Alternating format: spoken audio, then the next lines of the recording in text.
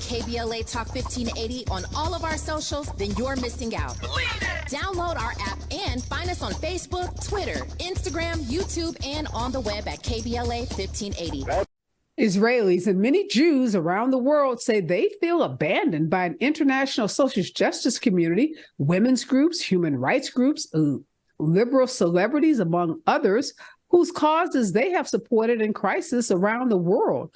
On Monday, some 800 people, including women's activists and diplomats representing about 40 countries, crowded into a chamber at the UN headquarters in New York for a presentation laying out the evidence of large-scale sexual violence with testimony from witnesses like Sheryl Sandberg, formerly with Facebook, and the actress Juliana Margulies, who drew criticism this week after saying on a podcast that some Black people are not standing with Jews after the recent attack by Hamas, and that Black people had been brainwashed to hate Jews, said on Friday that she did not intend for her words to sow further division, for which she is sincerely apologetic. The actress, known for her role on The Good Wife and presently The Morning Show on Apple TV, accused Black and LGBTQ people of showing insufficient support for Israel and Jews in the United States since the deadly October 7th attack by Hamas. And 6 months into Chris Christie's presidential primary bid, Republicans who share his goal of defeating Donald Trump are suggesting an entirely different approach for the long-shot candidate. They suggest that Chris Christie simply quits. Yes, Republican donors and strategists are publicly pressuring Christie to follow the lead of Tim Scott and Mike Pence and formally end his campaign. Many would like for him to throw whatever support he does have behind Nikki Haley, who they say has a more reasonable chance of beating Donald Trump. And the RNC is getting set to host its fourth presidential debate tomorrow night, which will be a much smaller stage of candidates. Nikki Haley, Ron DeSantis, Vivek Ramaswamy, and Chris Christie are the only candidates who will be on the debate stage tomorrow night. And it's not going to be on Fox News or one of the network news stations. It's going to be on a smaller platform, News Nation. And for some reason, Megyn Kelly, who was formerly at Fox News, is going to be one of the moderators. This debate is expected to draw only about 7 million viewers. This is down from the first debate, which had over 12 million viewers. And in less than 90 minutes on Sunday afternoon, 2 9/11 calls led police in Texas and Washington to 2 mass shootings that pushed the nation to a gruesome milestone. They were the 37th and 38th shootings this year in which 4 or more victims were killed. This is the highest number of mass killings in 1 year since at least 2006. And Oxford has picked its word of the year, and they got it from Gen Zers, and it's a slang word called Riz, or it's Riz. It's a slang term that refers to someone's ability to attract a romantic or sexual partner. Now, this is according to Oxford Languages, an arm of Oxford University Press, which picks the word of the year. This was selected by experts and a popular vote from a list of 8 terms chosen to reflect humanity's array of moods, interests, and concerns this year. Now, Riz beat out words like Swiftie and terms like beige flag. The victory for Riz, which Oxford said is really short for charisma, could be because a word that encompasses swagger, game, and style reflects a more positive outlook that people in 2023 happen to have. So ask yourself, do you have Riz? I'm going to be asking my contributors that today. So get ready. Liz Cheney, one of the most vocal critics of Donald Trump in the Republican Party, says she is now weighing whether to mount her own third-party candidacy for the White House, as she vows to do whatever it takes to prevent Donald Trump from returning to office. She's also out with a new book, Oath and Honor, a memoir and a warning. The former Wyoming Congresswoman says that the only way to defeat Donald Trump is that we all join together. She says if we don't, she is concerned that he will turn the democracy into a dictatorship. And finally, a bipartisan group founded to oppose the presidential effort of No Labels launched a small ad campaign yesterday that cast any 2024 third-party effort, including one that may be mounted by Liz Cheney, as a threat to the nation's democratic norms. And they say these third-party efforts will only help re-elect former President Donald Trump to a second term. This is Areva Martin in real time, and I'm your host, Areva Martin. This is your one-stop destination for today's trending news, expert analysis, and my unfiltered opinions. And in this hour, I'm joined by the incredibly charismatic Dr. Carlos Hill, author and professor at the University of Oklahoma, and equally charismatic immigration law attorney, Alan Orr.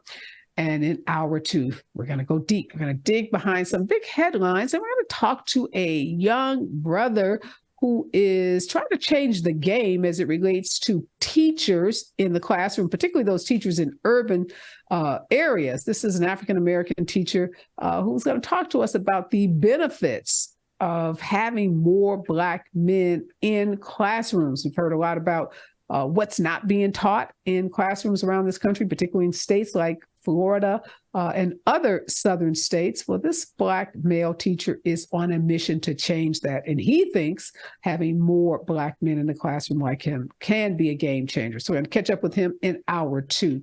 But before I bring on my guest, I want to give it up for our Vice President, Kamala Harris. Today, she set a new record.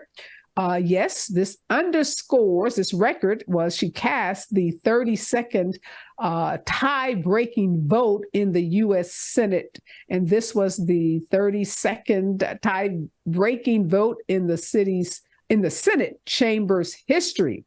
Now, in doing so, she was announcing the nomination of a judge for the U.S. District Court in Washington. And we know as the vice president, she is the president of the Senate. So when there is a tie between Republicans and Democrats in the Senate, she's often needed to go and break that tie.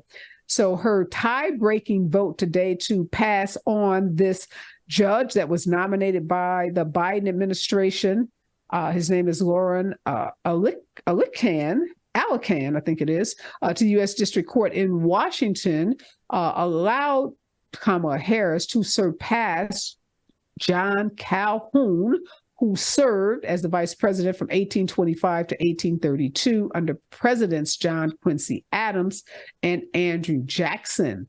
Now, John Calhoun, or Senator Calhoun, did this when the Senate was less than half of its current size. And I think what's so significant about Kamala Harris breaking Calhoun's record today was Calhoun, we all know from our history books, was one of the fiercest defenders of slavery in his era. So to have the first African-American female vice president break his record was really significant today. And it gives Kamala Harris yet another place in our history books. She already is the first woman, the first Black woman, the first Indian American person to serve in nationally elected office. And one of the things that her aides pointed to today that I thought was so on point, they pointed to the fact that Kamala Harris's unique status and position in terms of being a history maker gives her an opportunity with almost every act, everything she does in office, an opportunity to really tout the Biden administration, the Biden-Harris administration, to point to the things that the Biden-Harris administration has done, such as her being the first woman to give the commencement speech at West Point, an honor routinely given only to presidents, vice presidents, and military leaders who have until now been all male.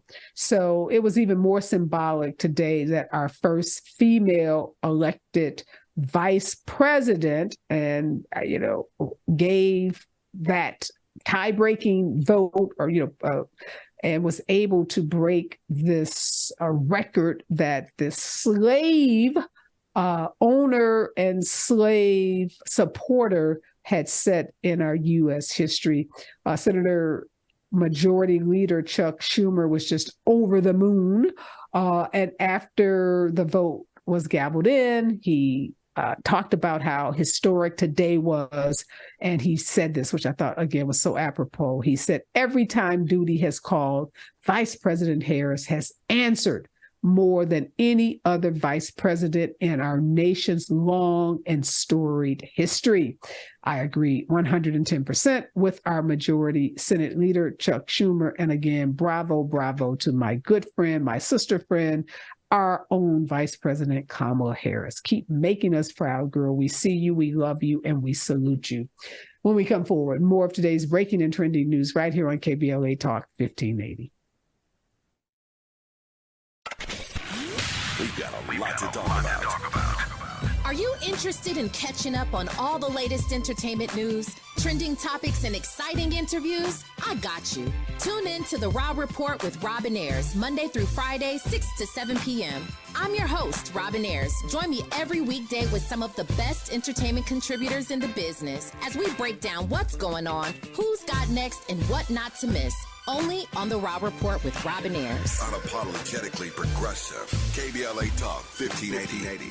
We've got your black.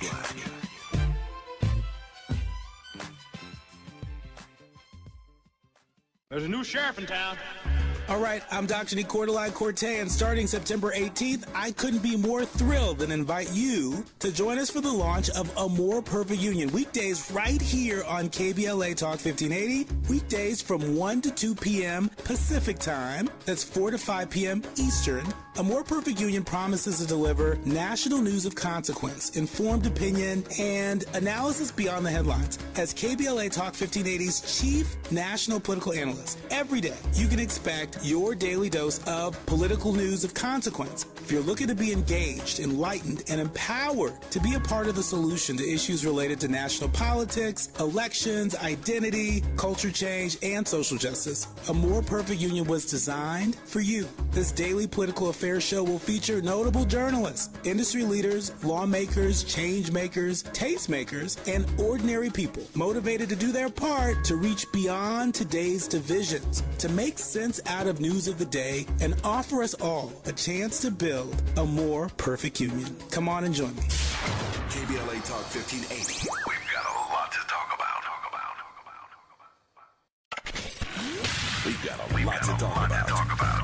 Hi, I'm Ray Richardson, your sports connection here at KBLA Talk 1580. Join me and my co-host Neil Scarborough every Saturday night at 7 for Out of Bounds, the show that brings some flavor to the world of sports for 60 minutes. We take you beyond the scores and press conferences. We give you our point of view, the way black folks see what's going down. You can join the conversation and give us your analysis at 1-800-920-1580. Out of Bounds every Saturday night at 7 on KBLA Talk 1580. We've got a lot to talk about. Unapologetically progressive. KBLA Talk 1580.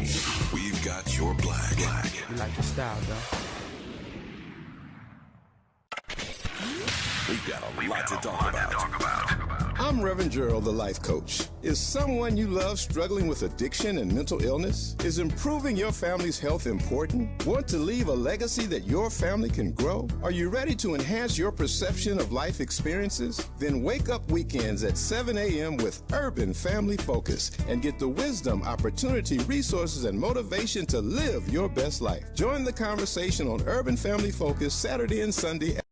We are back, and in this hour, we are tracking today's breaking news with Professor Carlos Hill, and we are with Alan Orr in this hour. And I want to start with all of these articles. Seems like every day I pick up an article where I'm reading something about some group or some individual attacking really different groups, African Americans, LGBTQ groups, liberal groups, human rights groups, saying we're not doing enough, Alan, to show our support for Israel in this Israel-Hamas crisis. What do you make of these complaints? Because I'm thinking about the Black students, many of whom were leading, were out front on campuses, marching with Jewish students, voicing their support for Israel. I'm thinking about Reverend Al Sharpton and other civil rights leaders that I've seen on television voicing their support for Israel. and so many other examples where I know African American leaders have been very clear in their support in this moment. So why the disconnect, you think? I'm not sure. Some of it I sadly say is political and theory. I have not experienced that part. I do believe you can be pro-Israel and also against the killing of babies and innocent people. There needs to be a balance, and things are very complex. And I think that the concept now that if you don't agree with everything that Israel does, that you're anti-Semitic or you're not standing with Israel is a line too far, right? That's just the same kind of line that people, that cult following that Trump has. So everything needs to be open to evaluation and critical thinking. And I think when people are now saying, well, what happened after 9/11? We didn't do it right then, doesn't mean you get to do it right today. And specifically for people of color who can relate to the Palestinian plight in so many ways, being moved from property, given something, and then taking it back and constantly under watch. Understanding their humanity is not denying Israel their right for sovereignty. But just overall, though, like Professor Hill, does it appear to you that you're not seeing? Because I just gave some examples of what I've seen. But, do you have a sense that Black folks in particular are not standing up and voicing our support for Israel loudly enough such that it is translating? Because, maybe there's this disconnect and we need to have a conversation. I think we do need to have a conversation, and to echo what Alan has said, I'm not sure, but wherever the source of this is coming from, it's going back to what you were saying. There needs to be a dialogue. There is a historic dialogue between the Black communities and the Jewish communities, around civil rights, around human rights that dates back long before the civil rights movement. Even during the anti-lynching movement, an era that I study, there's a deep connection to social justice, human rights, civil rights, Black solidarity, Jewish solidarity around those things. And so there is definitely a conversation, but I think it's always important to have that critical engagement Alan is talking about, but also be clear about what is the conversation we're having. Are we having a conversation about suffering? Are we having a conversation about Israeli politics, right? And all that goes with, like, what a conversation are we having? If we're having a conversation about suffering, yes, right? I am opposed to the suffering of Palestinians as well as what happened on October 7th. And we have to be very clear about that. But when we start to talk about the history and how we got here, we have to talk about a whole lot of the complexity. And I think when we're trying to have both those conversations at the same time is where the disconnect has come, where the anger and really the frustration has come. And so I think for me, what I've tried to, when I've wanted to have these conversations with different communities, I want to say, what conversation are we having right now, right? Because we can't have them all at the same time. And that's such a good point. And I think things are being conflated, right? People are conflating suffering and pain and terrorism with governmental policies. And you don't have to agree on every point to be standing in solidarity. And one of the points, I'm glad you mentioned that Black Jewish coalition existed well before the Civil Rights Movement, because one of the articles that I read, someone said, we wish Blacks were standing up for Jews like they did when we stood shoulder to shoulder during the Civil Rights Movement. And this person in this article, this Jewish person, feeling as if we were there for you Black people, but you aren't there for us now.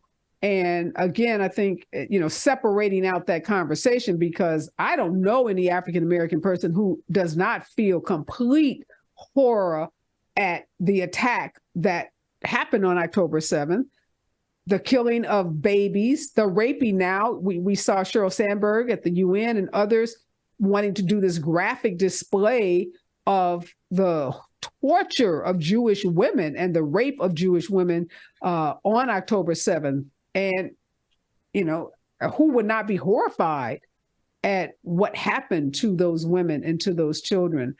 So I hope that, I don't know how because, we're not some big monolith, and we're not, social justice community, women's groups, human rights groups. I don't know if there's a place where we could all go and say, okay, now we're about to have this big dialogue because we all, the folks are divided. And, there are how many women's rights groups, right? How many Black leaders are there? So it gets a little difficult because that's such a broad, grossly generalizing statement. Makes it very difficult to think about how we start to have that dialogue. But I'm thinking through in my own mind how on this platform we can do that, because I surely don't like us in general being attacked but not being supportive, when I feel like everyone I talk to is extremely empathetic and supportive of the suffering, as you called it. So if you have any great suggestions for me, I'm open to them, because I feel like this is one of those places that needs to talk. And then, Alan, these actors, like this Good Wife and morning show actress that just flies off on these podcasts and makes these, accusatory statements, that doesn't really help anything. And then 2 days later have to retract it. We keep seeing that over and over again. And folks' backlash was quick. Like, wait a minute, your statement is, racist, homophobic, sexist. So in the spirit of trying to bring people together, you're doing just the opposite. Right. I feel, I did watch part of The Good Wife. I couldn't finish it because it, went too far left for me. But the statement was more than that. I think part of the problem in this whole dialogue is that people feel they need to speak for other people instead of letting people speak for themselves. So she was speaking for the Black community. And I think this ownership issue that Black people are owed to something, to someone, because at the time they did something that was right? The civil rights movement wasn't about Black people. It was about American liberty and the Constitution, right? So don't feel like you did something for me. You did something for everyone. You did something that was right. And this concept of standing by someone because of their proximity to race and color is confusing and complex when we're talking about virtues and justice and civil rights. They weren't running to Jeremiah Wright's defense when Jeremiah Wright got in trouble, right? So I think the concept, this conversation, which is problematic in so many ways, is about aggression and death. And for me, it is really about what we study in law school, in the fact that if someone were to come in and shoot someone in my neighborhood, I can go out and shoot them. That's just not how law is enforced here. Nor can I shoot everyone in my neighborhood because that one person is somewhere in this neighborhood. So that type of proximity and justice is problematic around the world. And it has wreaked havoc on many people that are Black and brown. And so that's where I sort of draw the line in that humanitarian sort of concept about it. And then I don't go to actors for political thought, nor do I go for them for direction in my life or anything else. So I know that they're flippant, and I'm happy for them to say that. And I give them all the grace and space to do that, because hurt people say things that hurt. Sometimes I'm sure when I'm hurt, I might say something flippant. So I grant them grace. They are also not the spokesperson for their communities as that one individual person in that one moment. So I grant them grace. Yeah, and like I said, this actress did a couple of days later, make a full-throated apology, because she did go a little far. She said Blacks have been brainwashed to hate Jews. Like, where did that come from? That is completely opposite of what your history and the history that you've studied and the history that you write about, Professor Hill, says, is that contrary to being brainwashed to hate Jews, we have been taught that we have a lot of shared values and issues, and we've been working together in collaboration. So no one's ever told me to hate a Jew. And, again, I'm not speaking for 300 million or the 30 million, I guess, 45 million, however many Black people there are in this, in the country. But is there anything in our history, Professor Hill, you're the historian here, where Blacks have been taught to hate Jews? No. And the answer, I just have to say resoundingly no. Don't even try to offer anything close to a detailed explanation. Just no. But I think what those comments help me to understand, and what it registers for me, is the level of pain, that the trauma, and the sense of betrayal that Black people, for some reason, haven't been as outraged as they should, for reasons why we're still struggling. We're saying we're outraged and we stand with you. But I think in some way there is, because the Black community, what have you, writ large's response hasn't been equal to the outrage there seems to be this sense of betrayal. That's what those comments say to me.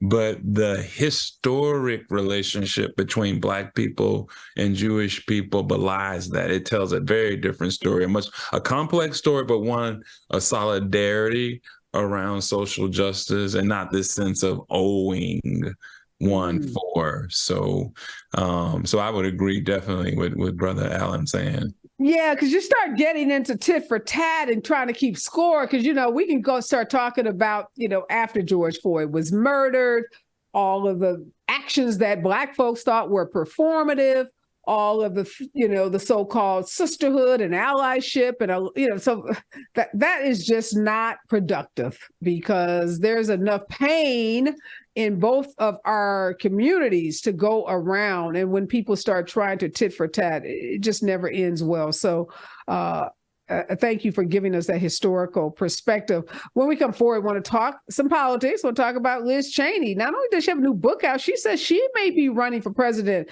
Tell you what I thought about a very comprehensive interview she did last night. Gave me a different perspective on Liz Cheney and what role she may be able to play in the 2024 election. Stay with us, KBLA Talk 1580.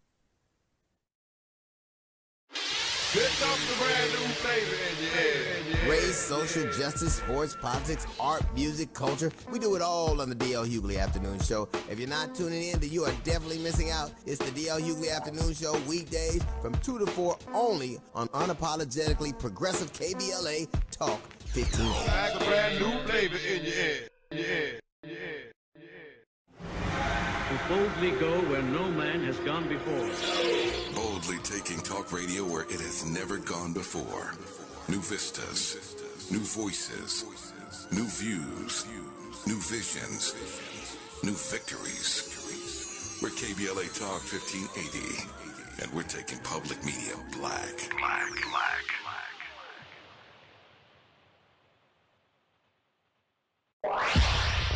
Follow the leader. KBLA Talk 1580. Follow the leader. If you're not following KBLA Talk 1580 on all of our socials, then you're missing out.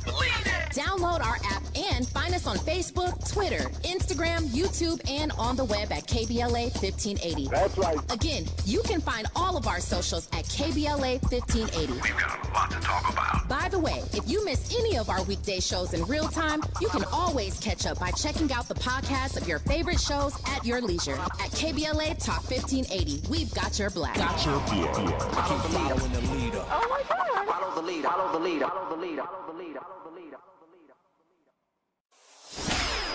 Gotta stay fresh, my house shot with a rest bar,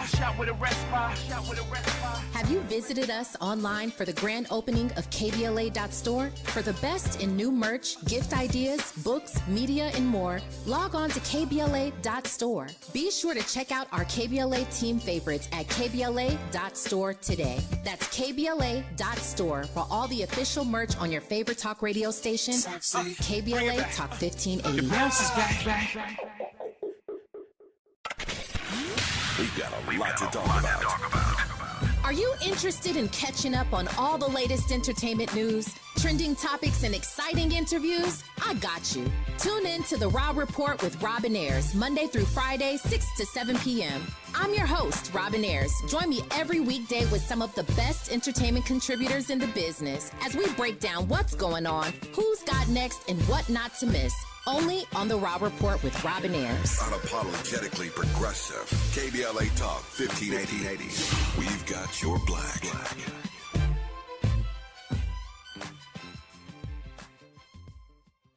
There's a new sheriff in town. All right, I'm Dr. Cordelai Corte, and starting September 18th, I couldn't be more thrilled than invite you to join us for the launch of A More Perfect Union. Weekdays right here on KBLA Talk 1580. Weekdays from 1 to 2 p.m. Pacific time. That's 4 to 5 p.m. Eastern. A More Perfect Union promises to deliver national news of consequence, informed opinion, and analysis beyond the headlines. As KBLA Talk 1580's chief national political analyst, every day you can expect Project, your daily dose of political news of consequence. If you're looking to be engaged, enlightened, and empowered to be a part of the solution to issues related to national politics, elections, identity, culture change, and social justice, A More Perfect Union was designed for you. This daily political affairs show will feature notable journalists, industry leaders, lawmakers, change makers, tastemakers, and ordinary people motivated to do their part to reach beyond today's divisions, to make sense out of news of the day, and offer us all a chance to build a more perfect union. Come on and join me. KBLA Talk 1580. We've got a lot to talk about. We've got a lot to talk about. Hi, I'm Ray Richardson, your sports connection here at KBLA Talk 1580. Join me and my co-host Neil Scarborough every Saturday night at 7 for Out of Bounds, the show that brings some flavor to the world of sports for 60 minutes. We take you beyond the scores and press conferences. We give you our point of view, the way black folks see what's going down. You can join the conversation and give us your analysis at 1-800-920-1580. Out of Bounds every Saturday night at 7 on KBLA Talk 1580. We've got a lot to talk about. Unapologetically progressive. KBLA Talk 1580. We've got your black. You like the style, though. We've got a lot to talk about. I'm Reverend Gerald, the life coach. Is someone you love struggling with addiction and mental illness? Is improving your family's health important? Want to leave a legacy that your family can grow? Are you ready to enhance your perception of life experiences? Then wake up weekends at 7 a.m. with Urban Family Focus and get the wisdom, opportunity, resources, and motivation to live your best life. Join the conversation on Urban Family Focus Saturday and Sunday at 7 a.m. Unapologetically progressive. KBLA Talk 1580. We've got your black.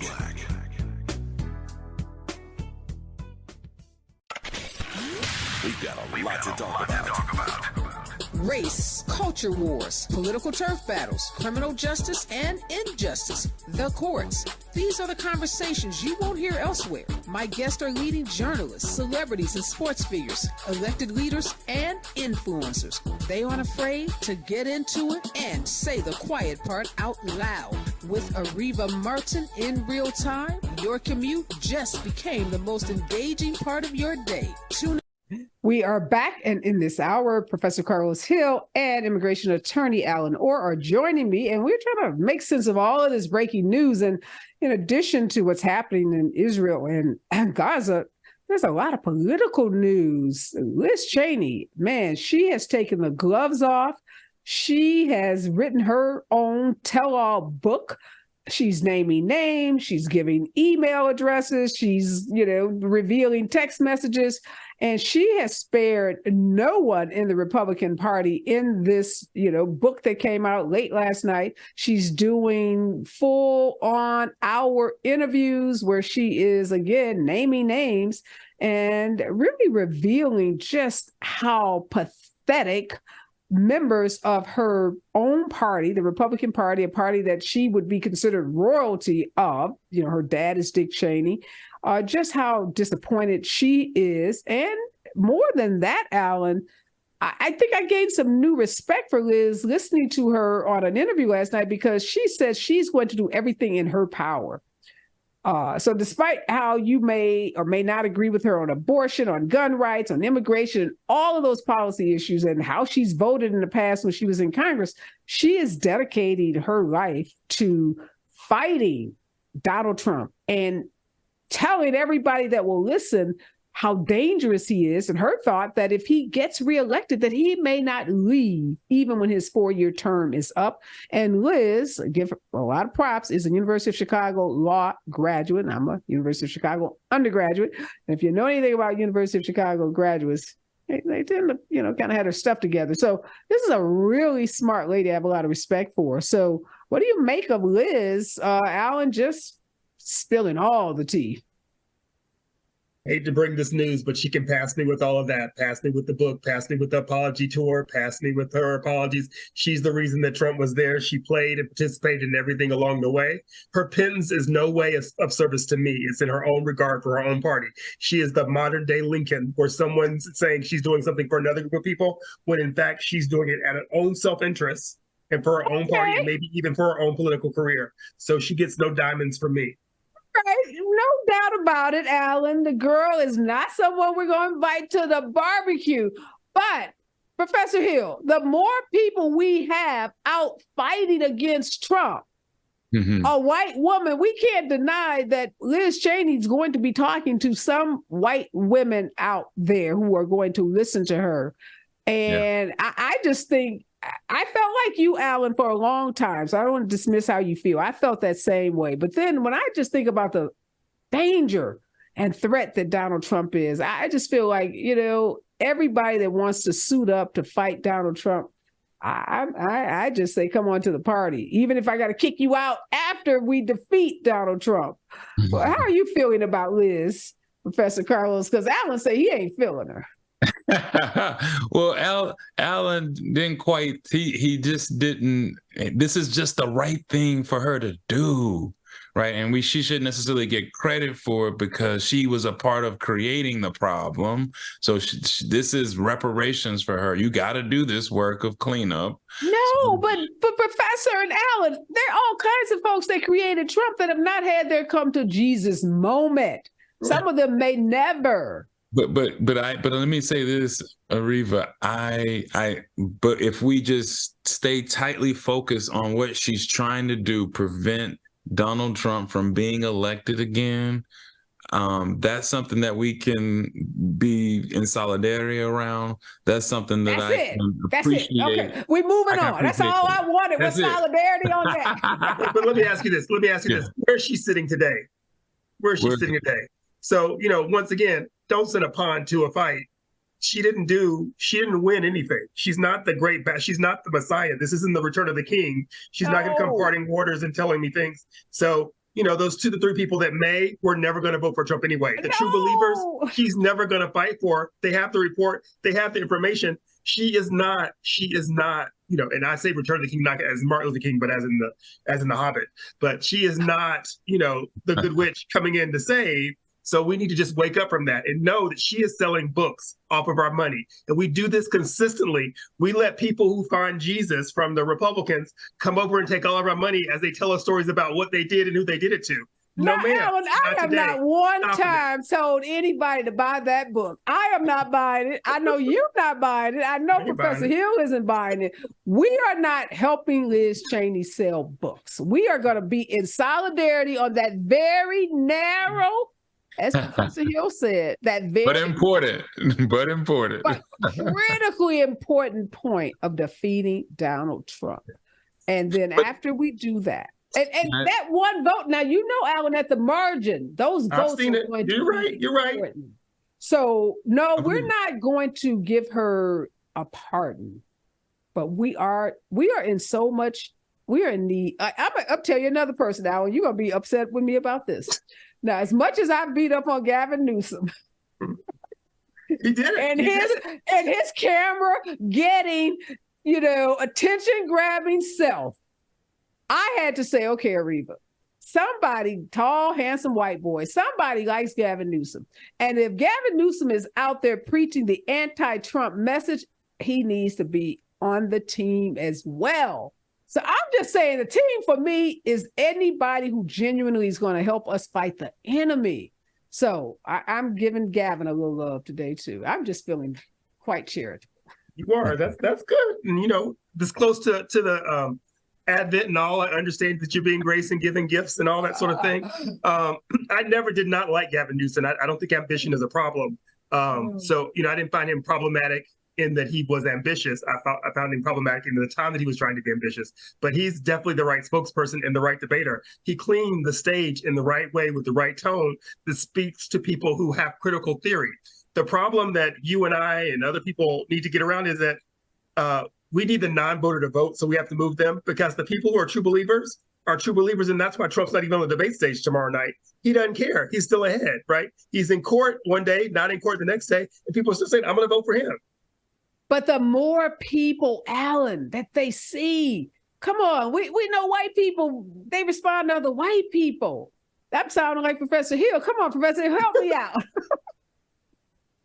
Well, I mean, the fact of the matter, Reba, is this: in the 2016 election, 75 million votes. In the next election, 2020, and in this upcoming election, he'll have over 80 million votes, because of what the dynamics that Alan is mentioning. This is not about facts. This is not about whether he's guilty or innocent. I don't think people really care. It's really about he's our guy and he represents us, and we're going to vote for him in spite of you saying that he is guilty of this, that, or the other. Mm-hmm. And so that's how deeply divided and how deeply polarized this is. And it feels like you ask, what will it take? I don't know if enough voices rising up, voices of conscience saying, please don't do this. Look at all the things that's going to happen because of. It just seems like that hasn't worked the last two cycles. We have to try. So imagine us not even trying. So Gavin is out there saying, look, other governors, y'all saying Biden needs to do this, Biden needs to do that. I'm going to tell you what I'm going to do. I'm going to get out there and preach to everybody that will listen, to try to get them to the polls, to try to get them to hold their nose, vote for Biden, whatever they need to do. So all I'm saying is we cannot look back and say we didn't do everything humanly possible, including support Liz Cheney, not by buying her books, but by encouraging her. I'm trying to get on the show. I want to talk to her. I want her to have a message for people. She'll come by with a copy of her book. So I want her to come on and tell us and to keep reminding people how dangerous he is. That's because you say he may get 80,000 votes. We just got to make sure we get 81,000 votes. That's it. So this is math at some point, right? And on the margins in those states like Michigan, Wisconsin, Arizona, where a face like Liz Cheney might matter on the margins. I'm just glad she's on our team because as many people. Well, I think we need a Black person doing those speaking, because if all Blacks voted, but African or immigrants, it would change the dynamics in every election in every place. Oh, so absolutely. I don't have to call for her. I'm not waiting to the translation of women of the other ethnic group. I just need us to make sure that we get us to the polls, and then maybe they have that conversation about what we need and what we feel are the best policies that Biden puts forward, and turn some of the main media off. We need every person voting. We need that coalition that Jesse Jackson used to talk about, Blacks and, poor whites and, liberal whites and educated. We just need to make sure that Donald Trump, who I do agree with Liz Cheney, if he gets reelected, he may not even leave when it's time to leave. I mean, he has already told us in every way possible that he is going to upend every institution that we know in this country, because he has a list of names and agencies that he's going to just totally wipe out. So whatever it's going to take. When we come forward, we'll talk about, do you all have any riz?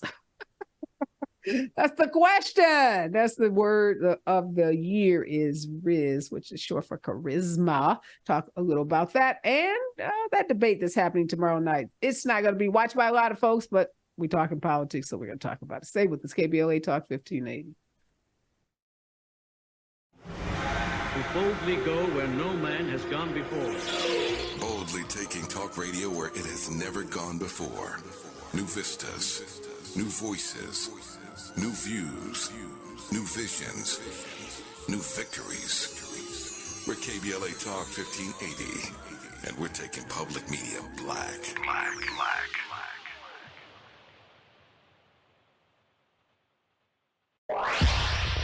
Follow the leader. KBLA Talk 1580. Follow the leader. If you're not following KBLA Talk 1580 on all of our socials, then you're missing out. Download our app and find us on Facebook, Twitter, Instagram, YouTube, and on the web at KBLA 1580. That's right. Again, you can find all of our socials at KBLA 1580. We've got a lot to talk about. By the way, if you miss any of our weekday shows in real time, you can always catch up by checking out the podcast of your favorite shows at your leisure. At KBLA Talk 1580, we've got your black. Got your black. Follow the leader when the leader. Oh my God. Follow the leader. Follow the leader. Follow the leader. Follow the leader. Follow the leader. Gotta stay fresh, my House shot with a rest spot. Shot with a rest spot. Shot with a rest spot. Have you visited us online for the grand opening of KBLA.store? For the best in new merch, gift ideas, books, media, and more, log on to KBLA.store. Be sure to check out our KBLA team favorites at KBLA.store today. That's KBLA.store for all the official merch on your favorite talk radio station. KBLA Talk 1580. Bounce is back. We've got a lot to talk about. Are you interested in catching up on all the latest entertainment news, trending topics, and exciting interviews? I got you. Tune in to The Raw Report with Robin Ayers, Monday through Friday, 6 to 7 p.m. I'm your host, Robin Ayers. Join me every weekday with some of the best entertainment contributors in the business as we break down what's going on, who's got next, and what not to miss. Only on The Raw Report with Robin Ayers. Unapologetically progressive. KBLA Talk 1580. We've got your black.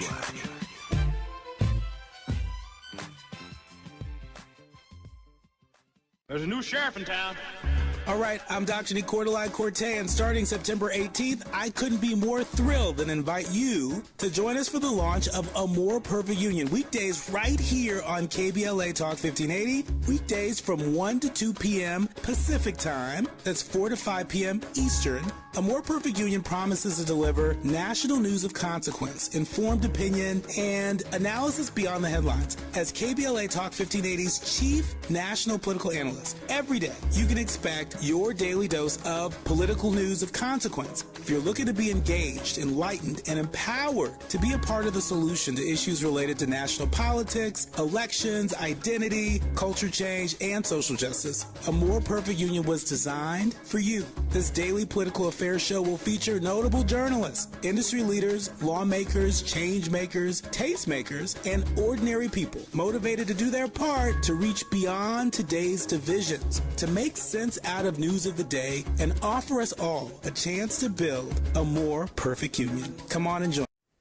All right, before we talk about how the word Riz became the word of the year, beating out words like Swifty and situationship, let's talk about the Republican debate that's going to happen tomorrow. Only 4 candidates, not on Fox, not on a big network, on a small cable station called News Nation. Only 4 candidates there. No Donald Trump. Donald Trump is doing something with Sean Hannity, and of course, some counter programming.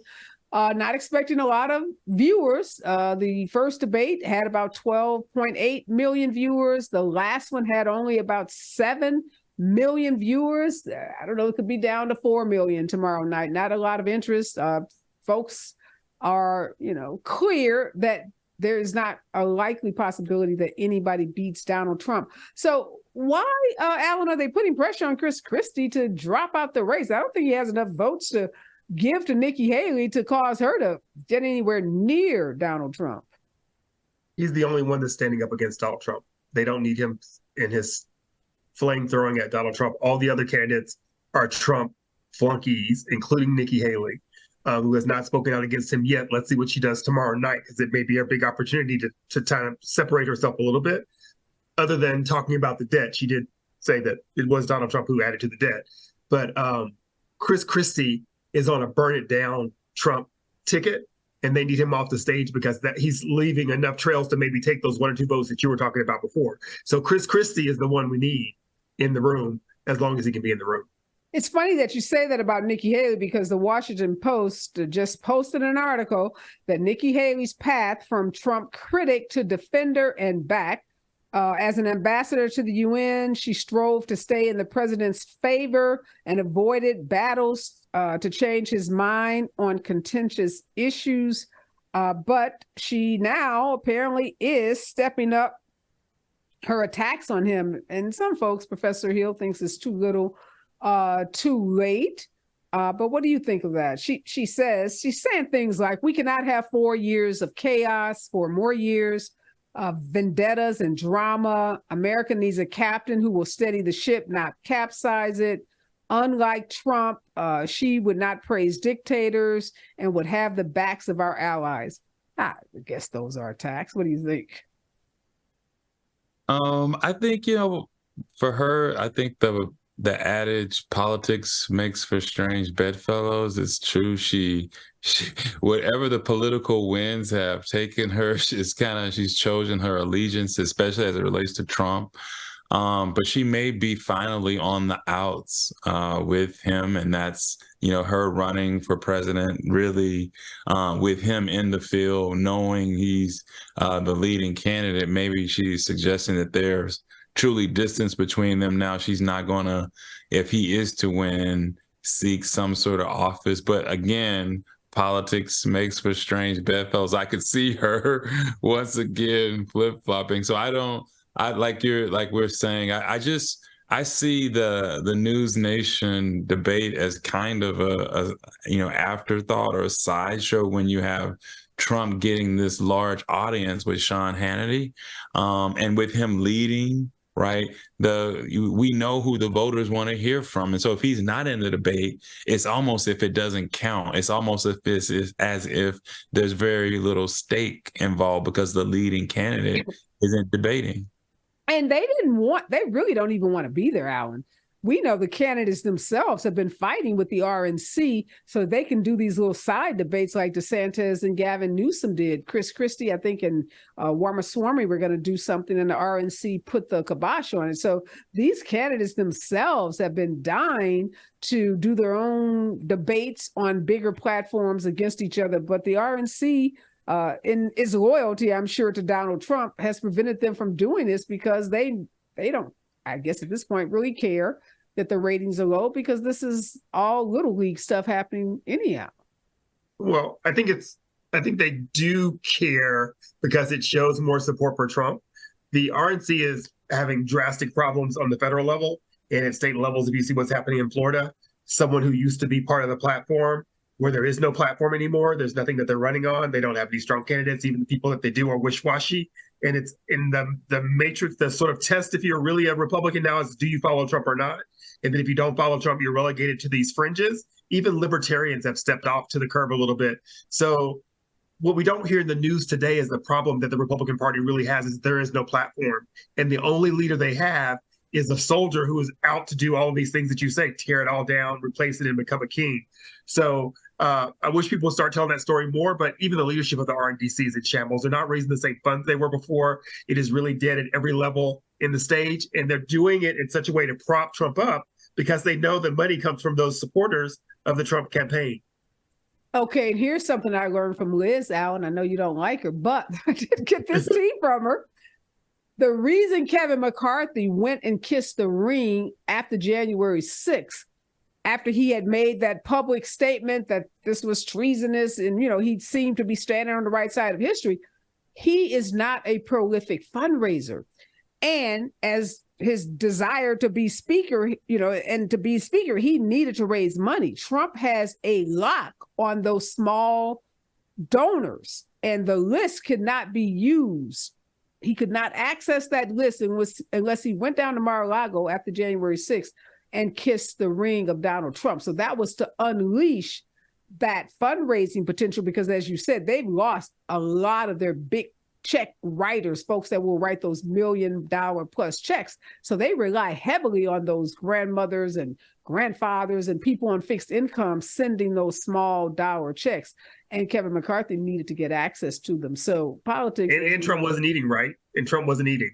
Yeah, he felt bad because McDonald's weren't coming as regularly. But the dirty side of politics, right? That he went and sold the country out for his own political gain so he can get access to those donors. So you're right. The Republican Party is in complete shambles. It's not covered enough in the news whatsoever. And we want to make sure people know it. They are infighting, the Trumpsters versus the kind of traditional Republicans fighting over who should be candidates. Carrie Lake is in big trouble in Arizona. She's their biggest name to be their nominee for Senate. But she treated people so poorly when she ran for governor. She wouldn't give up when she lost, that she's having a hard time coming back into the fold of the Republican Party. In fact, they're telling her, girl, go jump in the lake, and not in such nice terms. So their people are paying a price. And, Trump doesn't care about Carrie Lake no more than he cares about anyone else. So it'll be interesting to see how the party outside of Donald Trump is able to do anything in the 2024 election because they're having major issues. All right, talk to us about your Riz, Professor Hall. Professor Hill, I'm sorry, Professor Hill. Tell us about your Riz. No, we got a minute left, so talk to us about it. To the extent that I have my Riz, it comes from my grandmother who put all her spirit into me. So I'll give her a shout out. Alcine Too Sweet Winston, with tremendous swagger and Riz, bequeathed it to me. Oh, I love that story. Okay, I love it. All right, Alan, tell us about your Riz. Where do you get it from? Your mama, your daddy? Beat that. I can't beat that. I'm a 70s baby. I live in the swag. I don't go with the new things. I stay with my culture. Hey. Swag. That's another way of describing your charisma, your Riz. Yeah. So where do you get it from? Got a lot of it. I get it from my family, of course. Yeah, same answer, right? The great Georgia roots that produced every great singer in this country. That's where I get it from. So you may drop a note on us one of these days, huh?